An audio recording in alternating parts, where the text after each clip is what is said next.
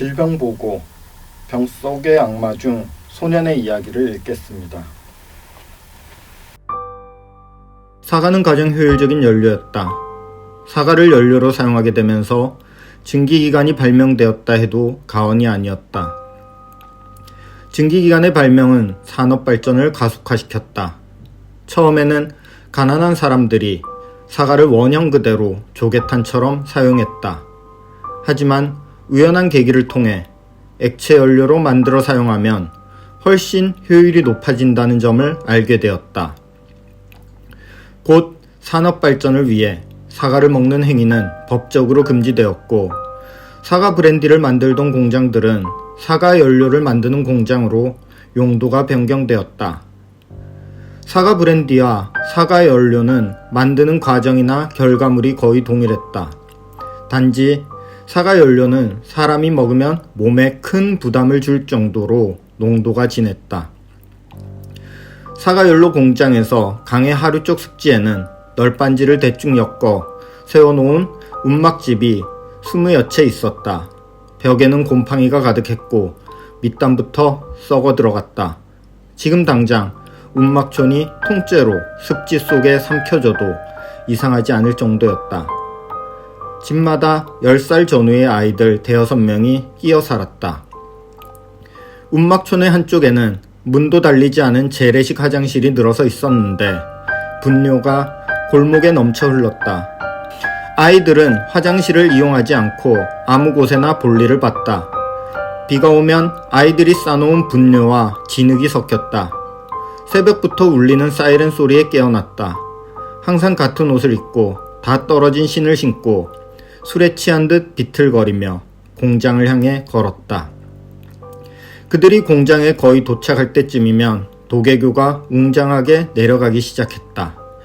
도개교가 고정되는 소리가 크게 울리고 난 후 공원들을 태운 증기버스가 기적소리와 함께 하얀 연기를 뿜으며 다리를 건너왔다. 공원들은 공장의 아이들을 더러운 짐승처럼 생각했다.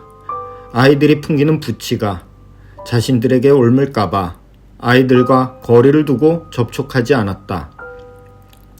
어쩔 수 없이 아이들에게 지시해야 할 때는 비교적 깨끗한 아이를 겨냥해 멀리서 채찍으로 때렸다.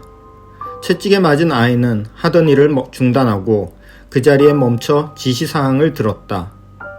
한 번 심부름꾼으로 선택받은 아이는 공원의 채찍이 아슬아슬하게 닿는 거리에 계속 머물렀다.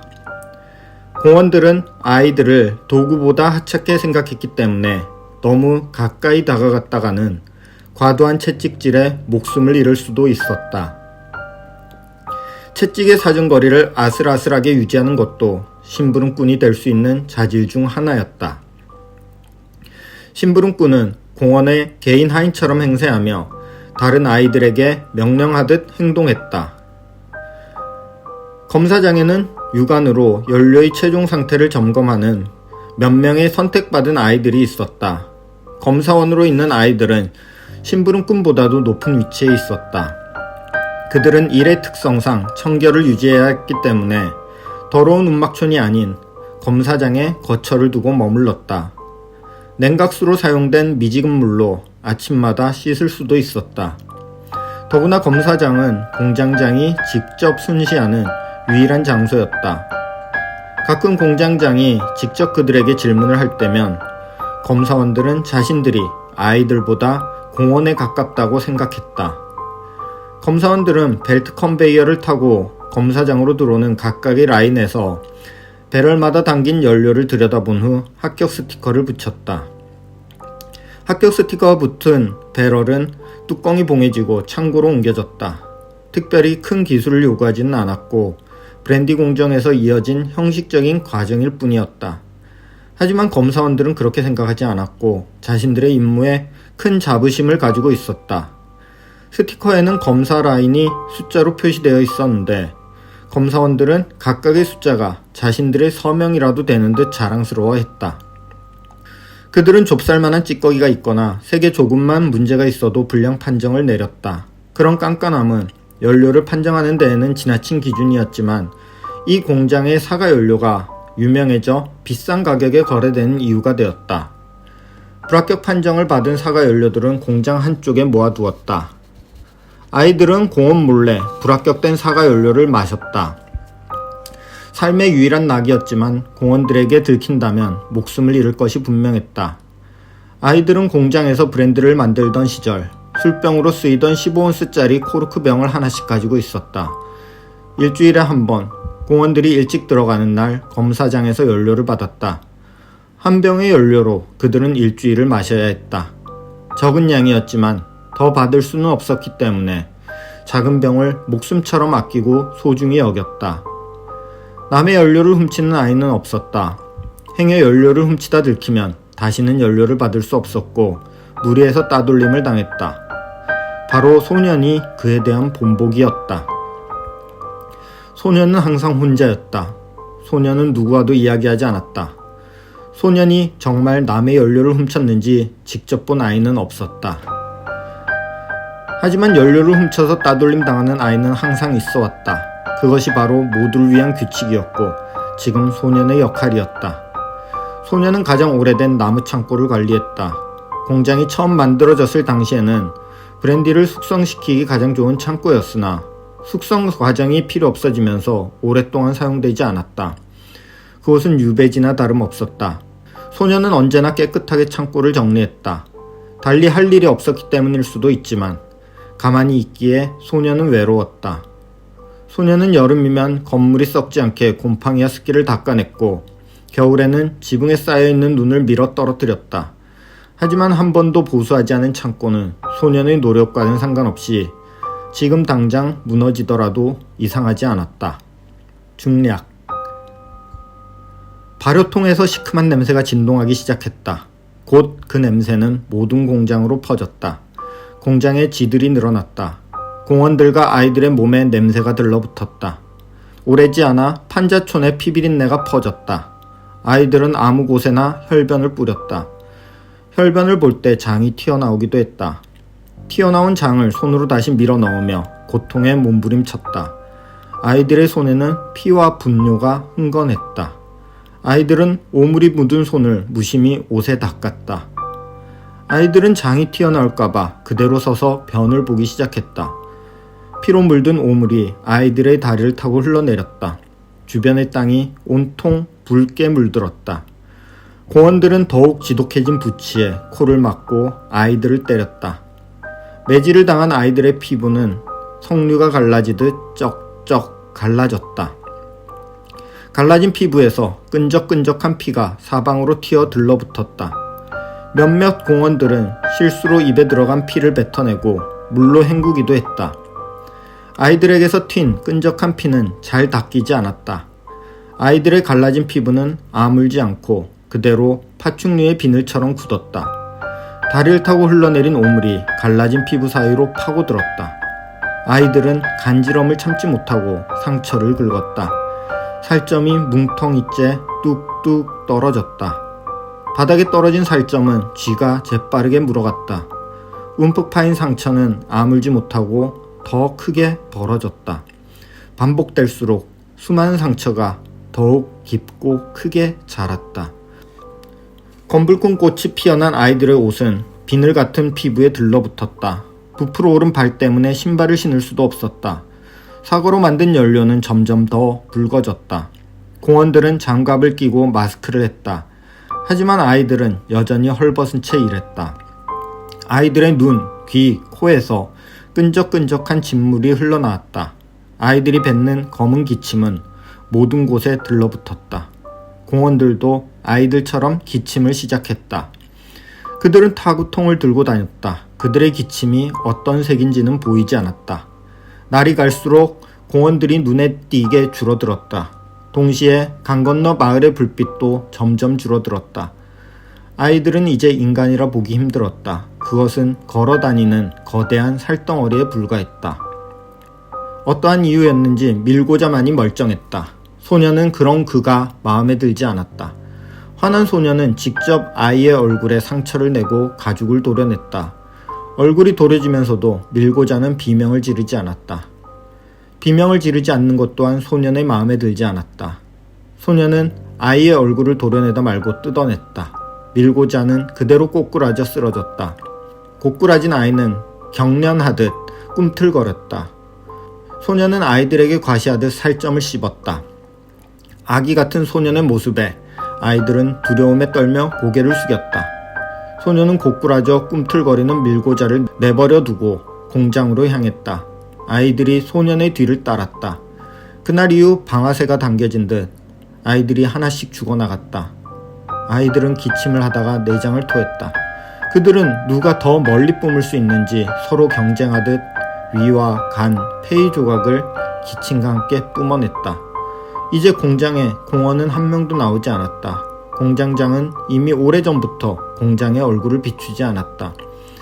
하지만 끈적끈적한 검은 기침은 그들에게 마지막까지 들러붙어 있었을 것이다. 공장의 기계는 계속 돌아갔다. 아이들은 기계를 끄는 법을 몰랐다.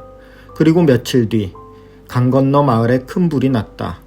그 불길은 지금까지 본 어떤 불보다 크고 아름다웠다. 푸른 벽돌집은 그 불길의 중심에서 빛났다. 이제 공장에서 만들어진 연료를 가지러 오는 사람은 없었다. 공원들이 닫고 떠난 공장의 거대한 철문은 그 이후 열리지 않았다. 공장에 갇힌 아이들에게 공장에서 연료를 만드는 행위만이 신앙처럼 남았다. 그들은 연료를 만들 재료가 떨어지자 완성된 연료를 다시 발효통에 부었다. 그리고 죽은 아이들의 시체도 사과 대신 집어넣었다. 식량이 떨어진 아이들은 발효되고 남은 온갖 찌꺼기를 먹었다. 아이들은 연료를 만드는 행위 이외에 어떤 것에도 관심이 없었다. 얼마 지나지 않아 이제 공장에는 소년만 남았다. 모두 저 붉은 땅 아래 잠들었다. 이상이 생겨 멈춘 기계장치의 신은 다시 움직이지 않았다. 연료를 만들 수 없게 된 소년은 홀로 움막에 누워 죽음을 기다렸지만 소년에게 죽음은 아직 찾아오지 않았다. 강 건너 마을이 잿빛으로 변한 이후 불이 켜지지 않은 지도 오래되었다. 어느 날 아침 하늘 높이 걸려있던 다리가 커다란 굉음을 내며 떨어졌다. 공원들이 떠나간 후 하늘로 올라가 다시는 내려오지 않던 다리였다. 떨어진 다리는 곧 강물에 떠내려갈지도 몰랐다. 소녀는 이제 모두 불타버린 강 건너 마을 사이에 홀로 서 있는 푸른 벽돌집을 바라보았다. 소녀는 다리가 하늘에서 떨어진 것이 어딘가 높은 곳의 뜻이라 생각해 공장에서 나가기로 결심했다. 소녀는 강을 건너갈 생각이었다. 공장에 남은 연료는 모두 강으로 흘려보냈다. 소녀는 철문 앞에 섰다. 이 작품을 선택해서 오신 이유가 어떻게 되세요? 단편인데 제가 이 소설을 세 파트로 구성을 해서 섞어 넣었거든요. 그 중에서 과거에 있었던 이야기인데 이게 전염병에 대한 이야기예요. 근데 제가 이걸 15년에 써가지고 16년도에 발표했던 소설인데 코로나 이전에 썼던 소설이라서 요즘 코로나라는 전염병 시대에도 좀 맞는 부분들이 있어서 고르게 되었습니다. 근데 만약에 이게 코로나 이후 시대였으면은 제가 전염병을 저희가 코로나 바이러스를 위주로 잡았을 텐데 제가 그 이전에 썼던 거라서 에볼라 바이러스를 테마로 잡다 보니까 조금 우리가 지금 겪고 있는 전염병 시대랑은 다른 부분들이 있습니다. 어떤 부분은 굉장히 잔혹하다 이런 느낌도 많이 들었는데요. 예. 제 소설 제목이 그랑기뉴리인데 소설집 제목이 제가 좀 이 소설집에서는 전반적으로 좀 잔인한 묘사들이 굉장히 많고 폭력적이거나 또 소년이라는 테마를 잡아서 사회에서 고립되거나 그러니까 자의적인 행동이 아니라 시스템 속에서 고립된 사람들을 표현하는 데 있어서 잔인한 부분들을 많이 차용을 해가지고 쓴 부분들이 있습니다. 그리고 저희 최근에 빵공장에서 사람 그런 일들도 있었듯이 지금 제가 여기 읽지는 않았지만 여기서도 술통에다가 아이를 집어넣고 발효시키는 그런 장면들도 다른 부분에 있거든요. 그래서 어떻게 보면은 이게 잔혹하게 표현됐지만 어떻게 보면 현실이 더 잔혹하지 않나라는 생각도 많이 하고 있습니다. 예. 그럼 사과를 연료로 쓴 브랜디 공장인 건가요? 예. 그래서 이걸 가지고 왔는데요. 이게 사과로 만든 브랜디거든요. 깔바도스, 프랑스 깔바도스 지역에서 만든 브랜디인데 아마도 옛날에는 이게 포도로 만든 브랜디가 저기 많이 얘기하는 우리 꼬냑 그런데 아마 프랑스에서 돈 없는 사람들이 사과로 브랜디를 처음엔 만들어서 먹지 않았을까 싶어요. 이거는 정확한 사실은 아닙니다. 우리가 생각하는 어떤 금기라는 것이 굉장히 일상적인 것이 금기가 되기도 하잖아요. 뭐 여기 이 소설 파트 중에 그 익명의 대화로 이루어진 파트에서는 삶에 대한 얘기를 하거든요. 삶이 대마죠. 옛날에선 시골에서 흔하게 키워가지고 이렇게 우리가 빚던, 그리고 다양하게 사용하던, 그게 금지가 됐잖아요. 재배가. 물론 허가를 받고 키울 수는 있지만.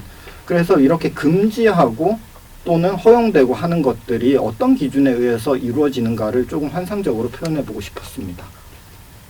그거를 들으시거나 보시는 분들께서 예.